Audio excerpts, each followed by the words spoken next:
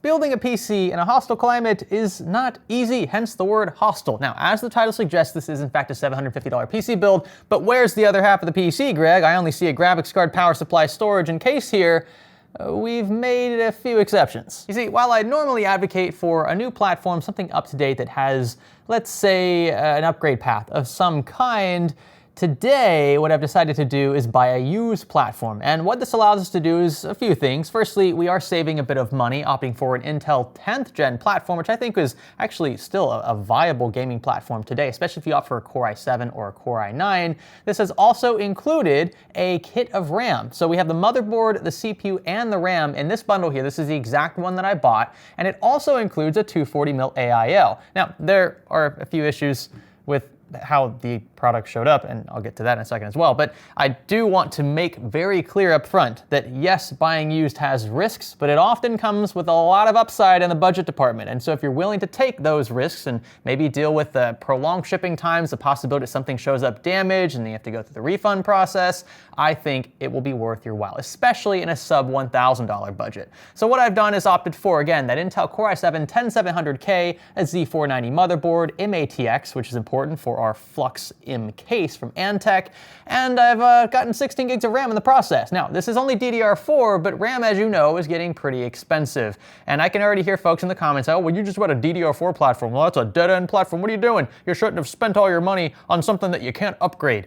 In a $750 budget, my friends, if you are blowing performance for the sake of upgradability later, you are doing it wrong. I think that the upgrade path argument really only makes sense if you're spending a lot of money and you have a lot more of it to spend in the near future. Because if you don't plan on touching your system for, say, 2, 3, 4 years, you're gonna want some completely new platform then anyway. Now, obviously, we didn't splurge too much in the way of graphics cards. I have an RTX 3060 here, a Ventus triple fan model from MSI. You can find these all day for around 200 bucks. I think this is a pretty good price for a card that supports DLSS. But if you don't want that, you don't want the ray tracing capabilities or what little of it the 3060 can do, you could opt for something like this here from AMD. But you could also make the case for an Intel Arc card, something like a B580, especially used, might be a decent value proposition, though I imagine a majority of you are either gonna go with NVIDIA or Radeon. As for storage in a budget like this, I like to opt for something around the 1 to 2 terabyte range. Now, the P5 Plus from Crucial is sort of a placeholder. We're gonna be using that in this build, but there are much better value options on the market today. I'm not sure why P5 Pluses are so expensive. These are only Gen 4 drives, which I know is still very fast, but you can get stuff that's even faster from, say, WD or Samsung, and they're gonna be considerably cheaper per terabyte as well. As for power, anything in the 800-ish watt range should be more than enough for this build here and provide us some breathing room for component upgrades later. It doesn't make any sense to spend $200+ of our $750 budget on a 1,000+ watt, 80+ titanium power supply. Folks sometimes do that, and it just doesn't make any sense. This comes with a great warranty, many others do as well, so just pick whatever suits your fancy. And as for our case, I've saved what I think is the best for last. Now, this is Antec's latest micro ATX offering. It's sort of like a dual chamber-ish shape, but the power supply is in a really cool location that I think will allow us to maximize hardware support at the left side. This also is only about 70 to 75 bucks right now, and you can actually get it even cheaper if you use offer codes on sites like eBay. So I think this is an absolute steal of a case for the quality that you get. Again, Antec's been putting out banger after banger lately, and we've proudly partnered with Antec in this one to show off the Flux M's capabilities in particular. You can find this sponsor link as well as all the other products shown in the description. This here is a PC part picker breakdown, by the way, of every single component by price in case you want to build something similar. Now, the platform, since it was all kind of like lumped in as one big charge, is going to be piecemealed in a way that I think is fair given what the market is right now for each of these components.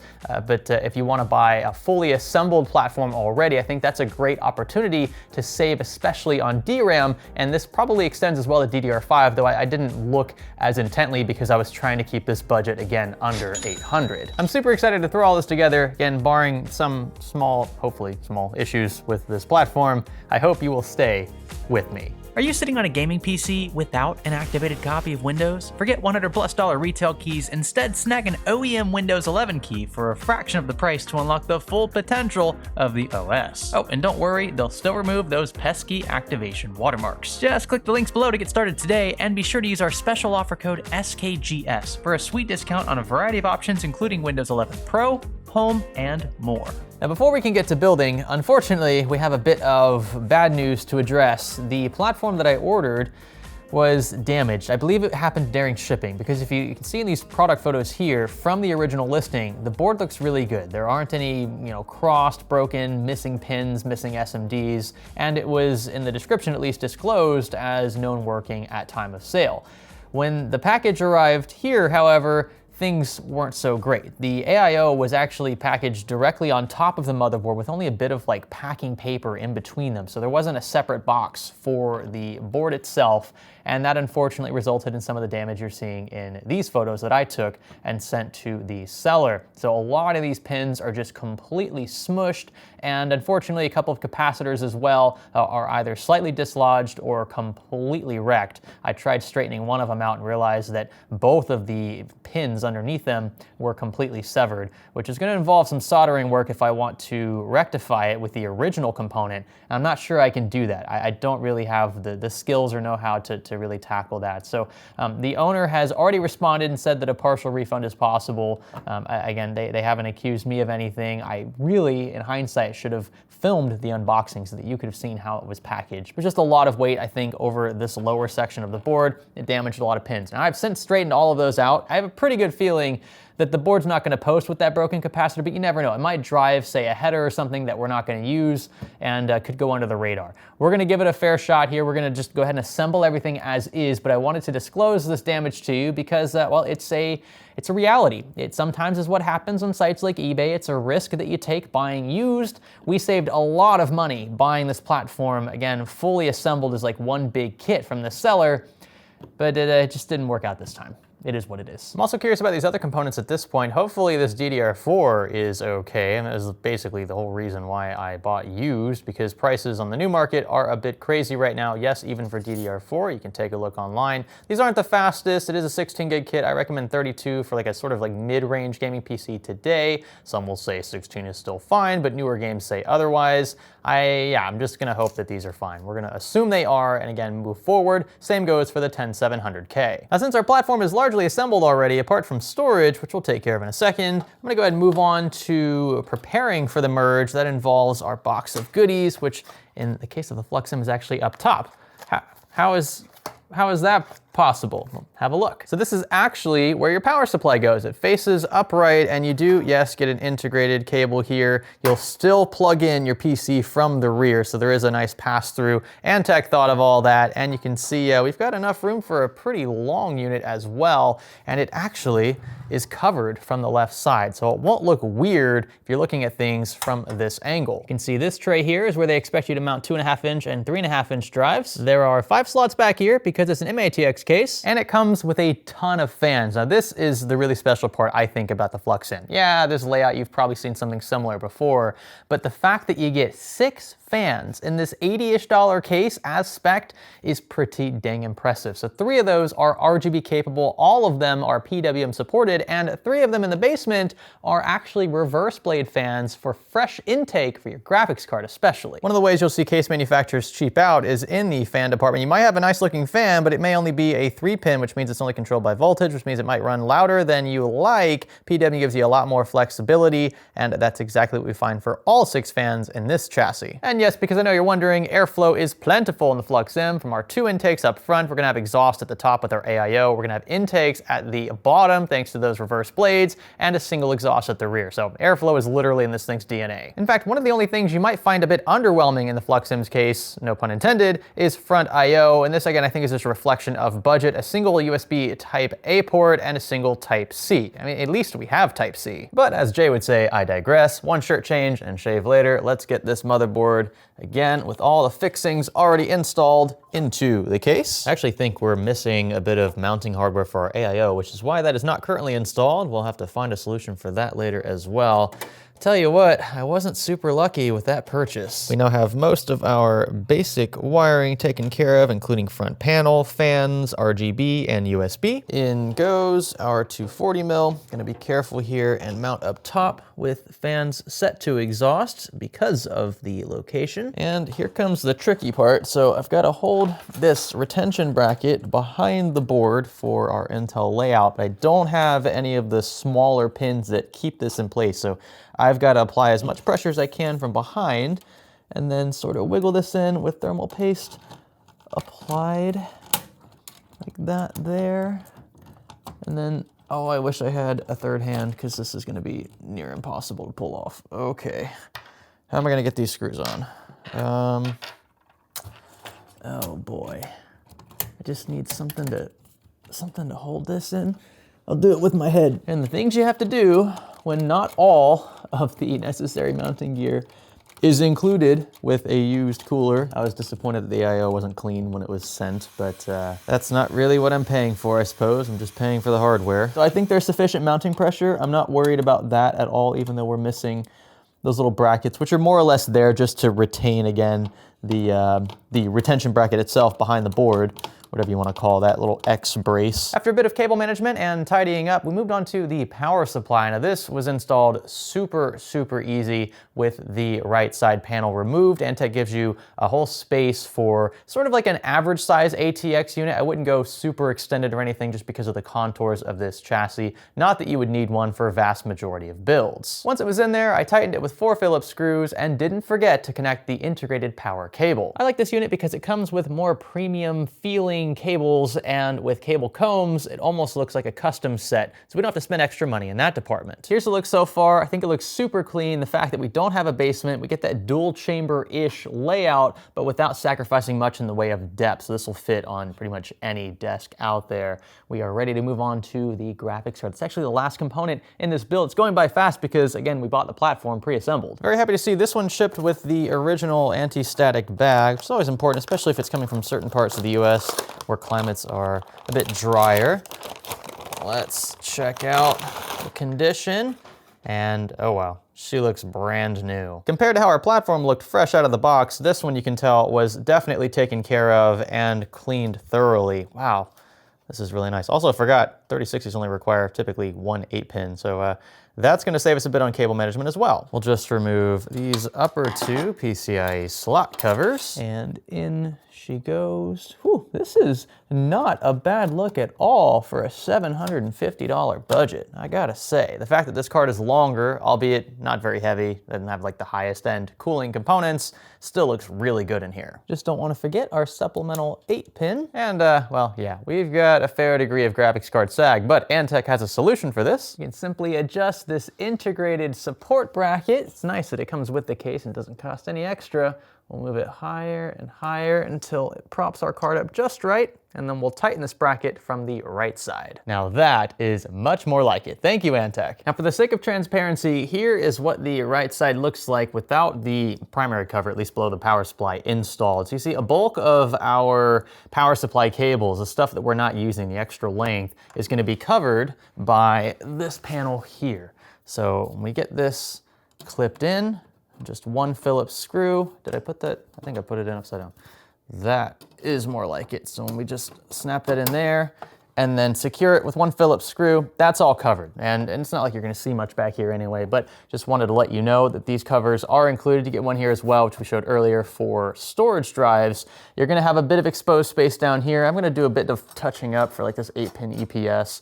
And then we have a plethora of cables here at the bottom for really the RGB and stuff. You're always gonna have extra to handle when you have fans with RGB or like hubs and things like that. So not a huge deal. It is fairly accessible as well. But again, just wanted to show you what this looked like before we cover it all up. Oh, and don't worry, Antec's given us a section of mesh on the right panel for our power supply to breathe with its fan facing outward. And yes, I totally forgot about storage. I'm taking care of that right now, I promise. Can't say I'm too surprised surprised with how good this system looks. You know, Antec has just been doing a great job over the past few years. I mean, that's no secret. But the Flux M is one of those chassis that really can elevate components that normally don't look either modern or especially expensive. Now, this platform wasn't cheap back when it was new. This graphics card is kind of just average. You know, it's a 60 series card. Today, a 60 series card is not really anything to brag about, especially a 3060, but it will still game. It will still support features like DLSS and ray tracing if you really wanted to do that to this poor thing. But overall, I think the rig looks fantastic. And again, a lot of that is thanks to the case and the modern layout. There's so much room in here. There's so much airflow, which is also fantastic. No pun intended. I'm curious though if it's even gonna power on.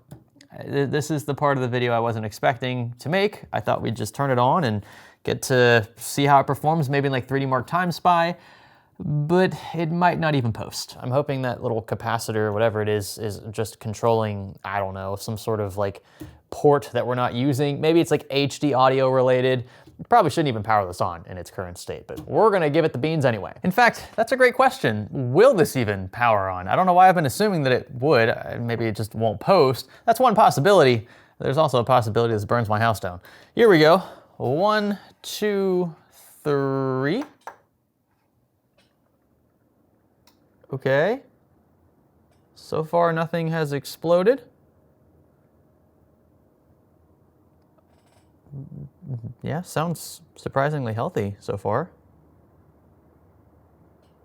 Fans are ramping up. Oh, look at that. Busted capacitor, and we still got a post. That is pretty awesome. It's actually loading into Windows as well. I didn't tell you, I kind of cheated. The drive that I showed you actually already had Windows on it, and it's actually configured for Intel CPUs as well. So there shouldn't be too much in the way of driver updates here. Wow, I really wonder what that capacitor's for.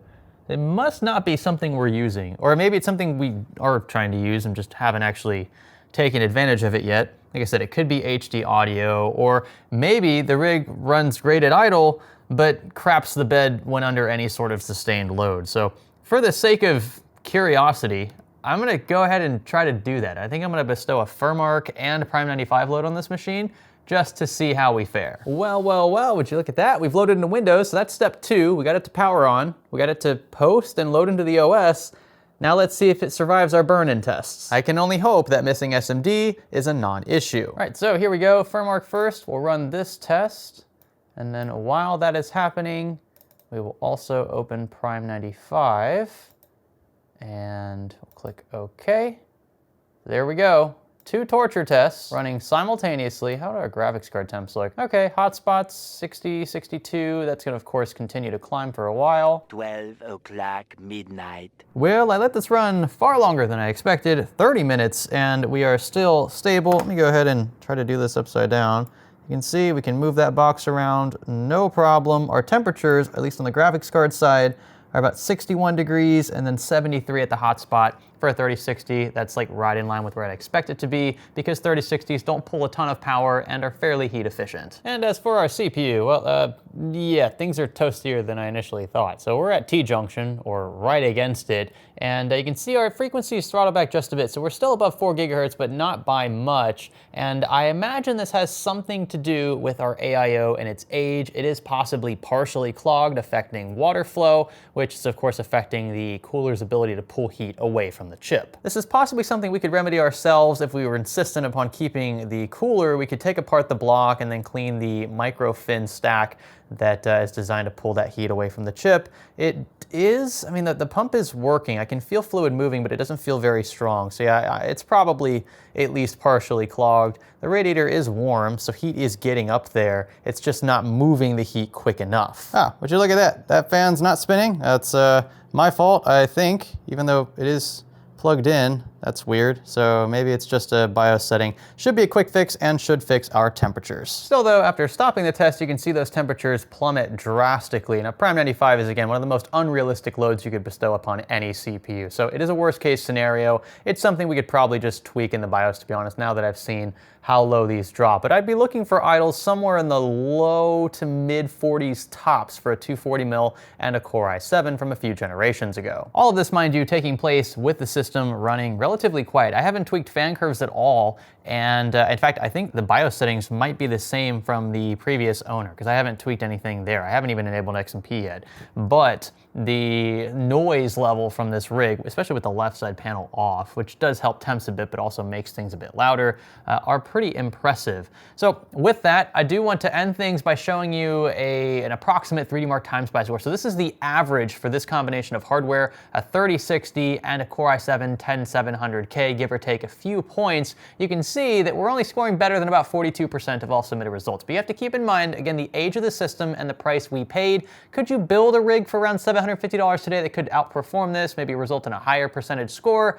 I'm sure it's possible. I don't think that it would be super easy to do, but some of you guys are just like sleuths. You find crazy deals, and more power to you. I encourage you to do your due diligence before just haphazardly buying something that someone tells you online. I say though, for this combination and the money we paid, 42% is not bad at all. If you can find a bundle that includes RAM, that includes a decent Core i7 or Ryzen 5 or Ryzen 7 CPU if you want to go the AMD route, I say that is worth strongly considering, especially in budgets south of $1,000, with the market becoming increasingly hostile, with graphics cards on the verge of jumping up significantly in price thanks to RAM increases, and system RAM already just shooting up through the roof in price. We may have to resort to things like this more often, especially if you like building and flipping systems every now and then. It's just the reality of the market that we are in currently, and I wanted to throw this out as an option, as an alternative to just buying a bunch of new parts and succumbing to the crazy price hikes over the last few months. This video could have ended on such a negative note. I was kind of preparing for it mentally, saw in some of those earlier clips, so the fact that it is so stable under extreme situations is a huge sigh of relief. I've got to say, building in the Flux M has been a breeze, as you might expect. Antec has just been putting out incredible cases as of late, and we're very happy to have them on as a partner for this channel. They've supported us time and time again. So if you guys want to show them some love, the Flux M, as well as maybe some other Flux products, are going to be linked in the video description, along with all the other gear that you've seen us show off in this video. So here you have it, proof that you can build a $750-ish budget gaming PC in a hostile market. You just might have to make a few concessions. And the ones made in this case, pun intended this time, I don't think have been to our detriment. This is a great combination. It's fairly balanced. No, it's not gonna game in like extreme 1440p or especially 4K, but for the money spent and managed expectations, I think this is a pretty sweet combo, not just for gaming, but also content creation. If you feel the need to throw out other graphics cards that are maybe better values in the 3060 on the used market, do so in the comment section below. That would be awesome. Or just pure AMD alternatives, just so that we have more options. Again, you do not have to build this exact rig to stay in this price range. This is just one option, and I found such a good deal on this i7 platform that it was just too good to pass up for this one. Again, big thanks to Antec, big thanks to all of you for watching. Consider sticking around for the next and maybe subscribing along the way. My name is Greg. Thanks for building with me.